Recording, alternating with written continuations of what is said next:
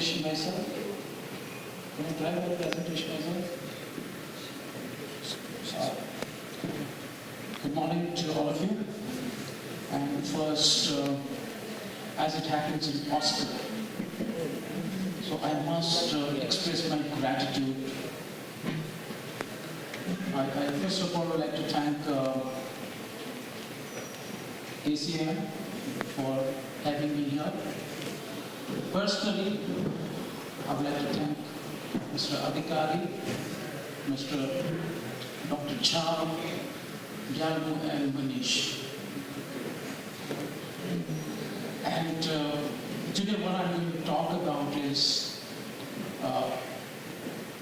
how brands, like many a times when we see our kids or our parents,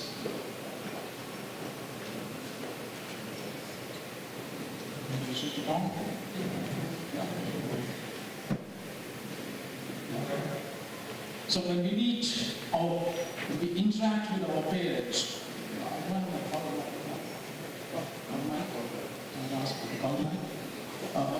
so when we meet, when we meet our parents and interact with our kids, so many times we discover that the ways of doing things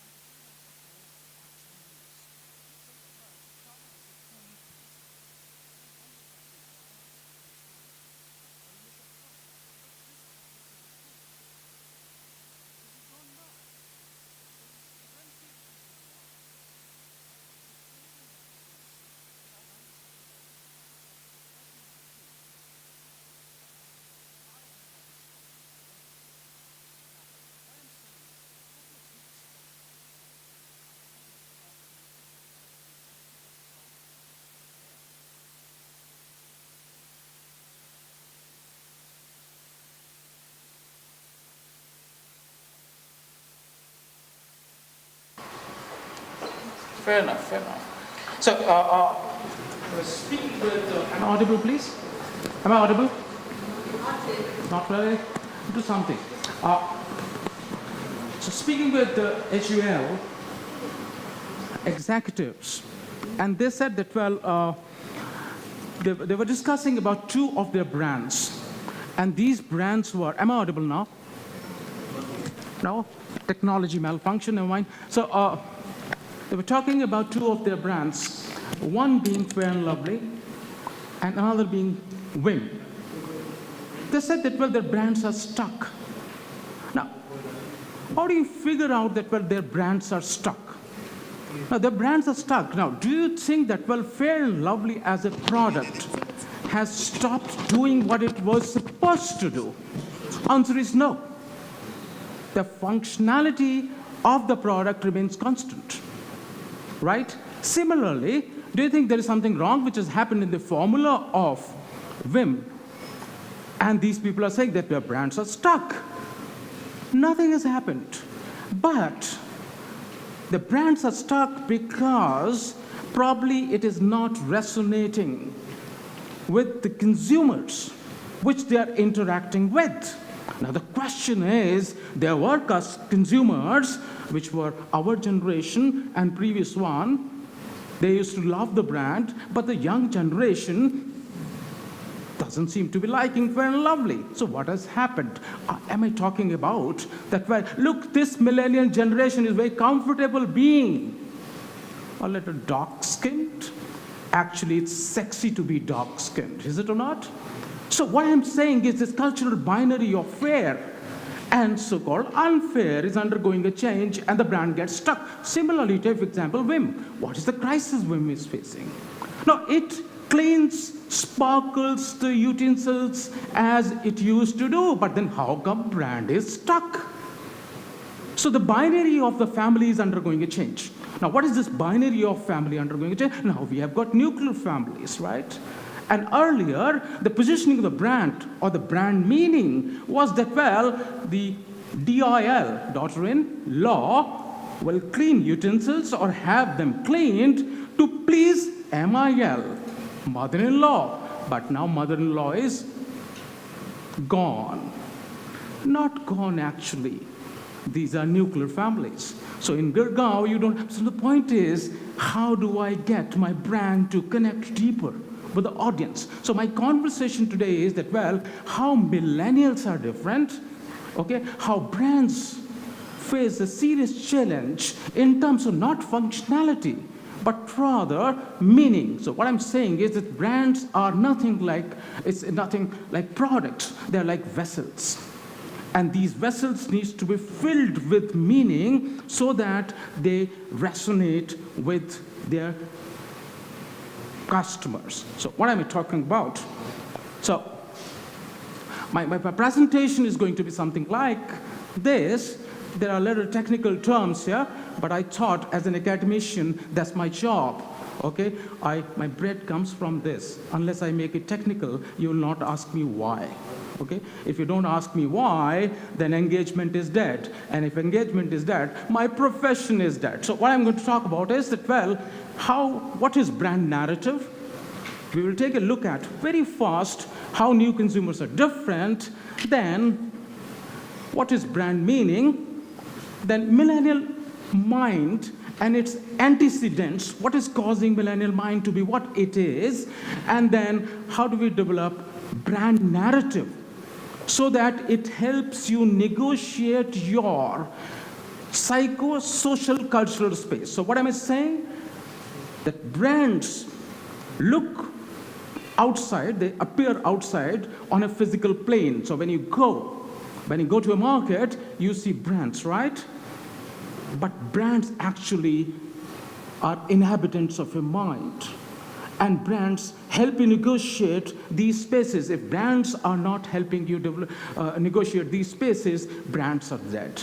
Now, so what's your swag or cool? If time permits, I'll go there. Now, you look at this Mobike, right? You look at this Mobike. And what a Mobike does, one. Yes, what a Mobike does. Can I come and interact with you? Anybody? What a Mobike does, quickly, anybody? Sorry, please? Improves your image. It improves your image. Oh, lovely. Now, I would like to play. Now, improving image, isn't it, is one construct. But does it do something else? Get from A to B. A to B. First is A to B or image? Image. So that means you don't have image, right? Okay, so now let's play the Harley ad, please, quickly. Harley ad. I want you to look at this ad that, well, how brand has been created to negotiate, help you negotiate your cultural spaces, quickly.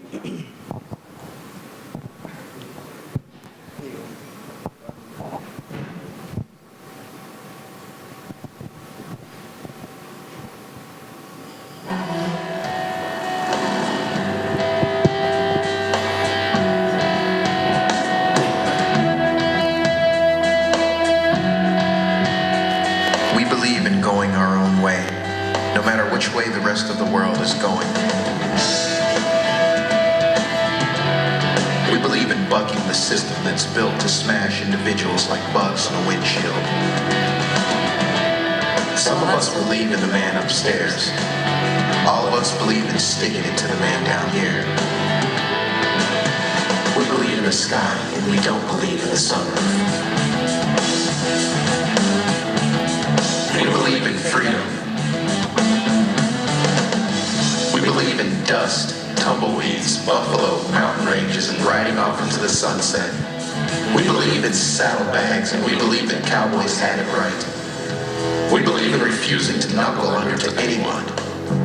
We believe in wearing black because it doesn't show any dirt or weakness. We believe the world is going soft, but we're not going along with it. We believe in motorcycle rallies that last a week. We believe in roadside attractions, gas station hot dogs, and finding out what's over the next hill. We believe in rumbling engines, pistons the size of garbage cans, fuel tanks designed in 1936, freight train-sized headlights, chrome and custom paint. We believe in flames and skulls. We believe life is what you make it, and we make it one hell of a ride. We believe the machine you sit on can tell the world exactly where you stand. We don't care what everyone else believes. Amen. So what are the key words which emerge here? The brand is not about Mobike. It's about a person. And all of us are individuals, right? With our own thinking. And there are a couple of words which brand is investing in the brand, this communication. So what is it? System against system. So do we find millennials to be something like against system? You are not young unless you're against. Anti-establishment. Because establishment is something, this is typical American ad, I can come to Indian ads later if time permits. So system is what? They said that, well, system has not done well, so we are anti-system. So this anti-establishment sentiment, okay, is what I am. And the system is something which I don't like. So brand comes in here, and brand helps me negotiate. That well, look, it helps me deeply satisfy, and at the end of it says, where you stand. So brand is about counterculture. Brand is about making your voice heard in subtle fashion. So a Harley driver is protesting against the system, and you think this guy is something like manly, okay, with bloated muscles and trying to ride. No, it's a statement. It's a protest against the existing system. May I have the surf ad quickly? So we're talking about, now let's look at surf, how it evolved. Okay, with this communication, you must have seen that. Quickly.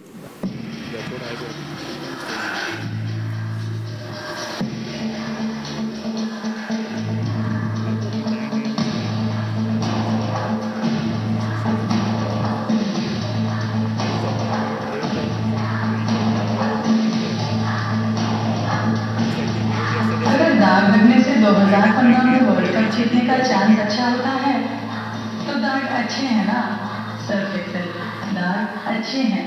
So in this advertisement, now let's get to what we call as text and subtext. So if you look at the literal meaning, so the language which is used here communicates with you at a superficial level. But the subtext, okay, it connects with you, right, and resonates with you without you being aware. So what is the cultural problem which is happening here? Now here, as women are joining the workforce, is it true, false? Answer is yes. Now most of the nuclear families will find that, well, young people, they have women working in offices. So when you're working in offices, what happens? So there is traditional, prototypical mother who takes care of kids. Now here is a mother who is not able to take care of kids. So when you're not able to take care of kid, what happens? There is a guilt. So the brand addresses guilt. That, well, you can be a good mother, okay, and take care of your kids because the brand helps you becoming a better executive or a working woman. So don't bother about the kid and their soiled clothes. Brand is there. So brand is helping you negotiate the cultural space. Anyway, so what I'm talking about is when you're speaking with your target audience, the intangible properties is what gives you an opportunity to create brand narrative.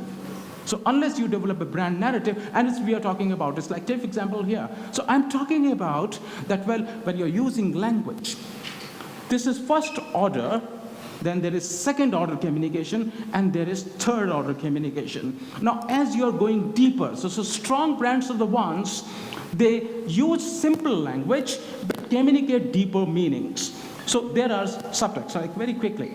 Like take example, you burger, okay? Burger is food, okay? A particular type of food. But if you dig deeper, isn't it? If you dig deeper, it may be a sign of imperialism, okay? It is something, it's something, McDonald's something perceived to be something like flattening the cultures. So, Candle, I will avoid. So, what are we saying? We need to create brands, okay, not with product, with contents, rather with meaning, which deeply resonates with people, and which is what we are calling as millennials. So let's look at their mind. Just read it. Now, how we speak. The young kiddo doesn't know how to put a slice into a toaster. So language is very, very important. Now, the point is internet, is mobile phone, okay, texting, Google, is it making us intelligent? There is a serious question there. So I talk about McLuhan, okay, when it says that, well, medium is message, but actually what this message is doing to us. Let's look at this. So what are we saying? Hammer transforms you into a nail-driving machine. What net is doing to us, what mobile phones are doing to us. There is a serious debate. So what is the plane? What is the mental plane we are dealing with? Nutshell. So it's affecting the way we process information. It's affecting, so we are becoming what? Skimmers and sharers. We are dividing ourselves into ideological cocoons, and then it's becoming gated communities, and we are actually getting fragmented. So what are we talking about? Take for example, if your friend doesn't, if you post something and your friend doesn't like, what happens? You say, goddamn, is she or he my actual friend? And there is somebody who puts like. You say, actually my good friend. What's happening? So what is happening? Gradually you'll find that the people who are not liking your stuff, you will throw them out of your net. So it is something like we are dealing with a base which is divided, which is gated, and now you got to deal with them. I will jump this for the sake of, these are all serious stuff in terms of research. So it is not figment of imagination. It is based on researches that, well, what is happening here? So what's happening to millennials at the end of it? So what is happening? The new technology is actually affecting our socialization and cognitive capabilities. So when I say socialization, means what? You'll find that, well, we don't know. The young people are not actually trained. They're so isolated, they are not even able to read the gestures.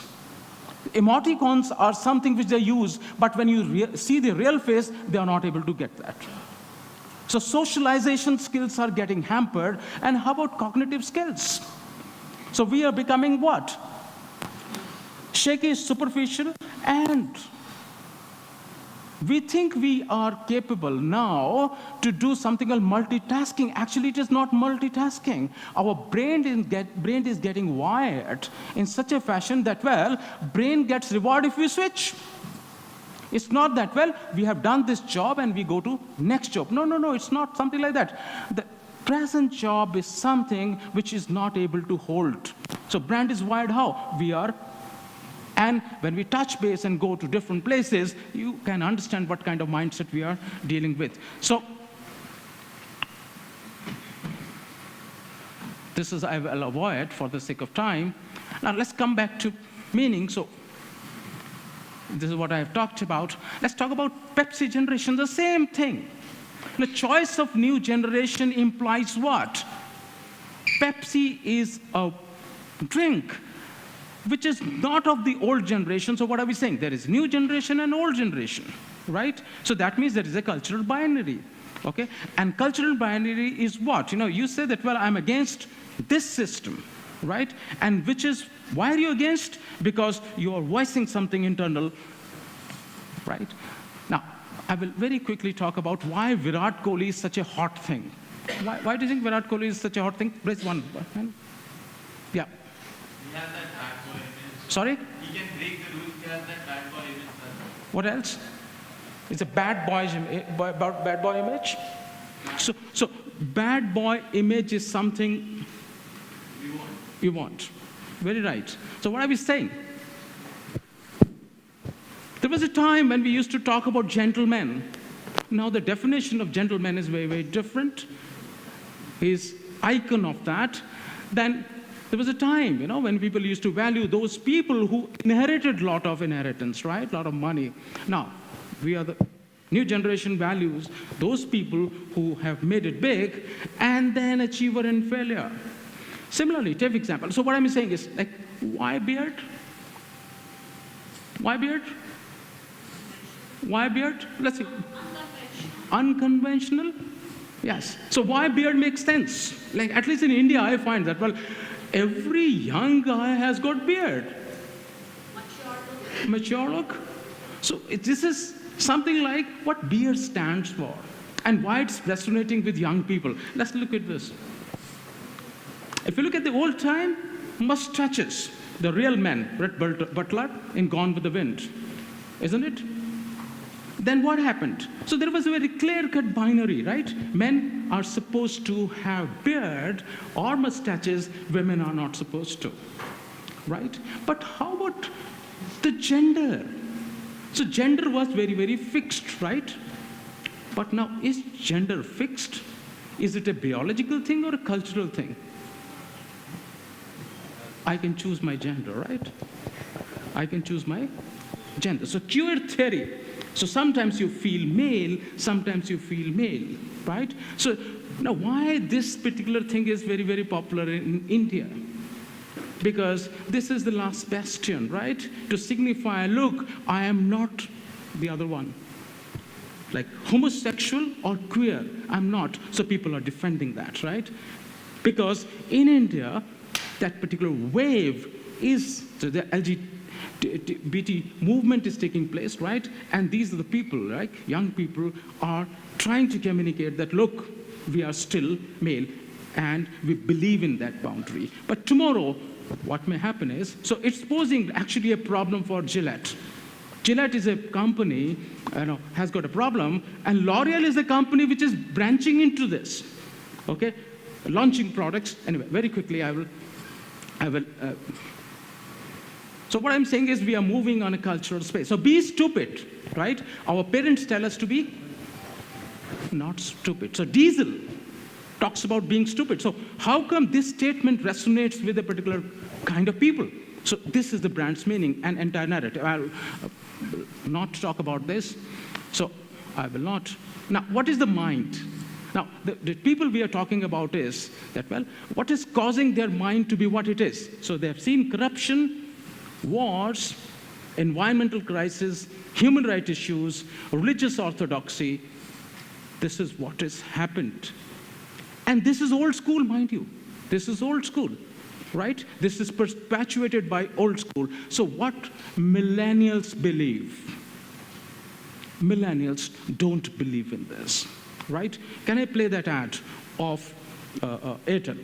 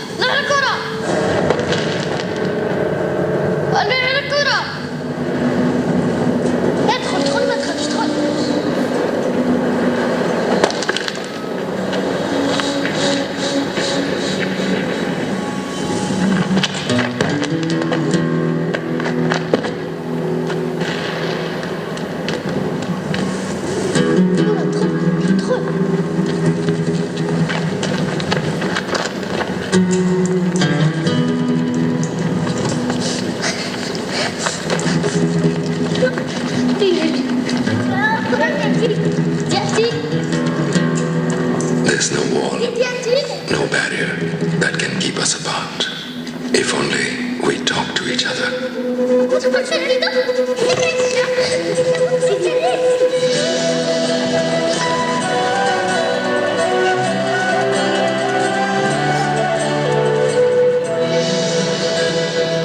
So, do you think this brand is about communication? Answer is no. It touches your heart. We don't want barriers. Young people they don't want barriers. Actually, so it touches your heart. And Airtel, in terms of its packages, etc., is all about brain. No, the brands have to lower their anchors into the heart, right? Do I have some time? I'll very quickly. Yeah. So I will not talk about. Now, what I studied and found out. Now,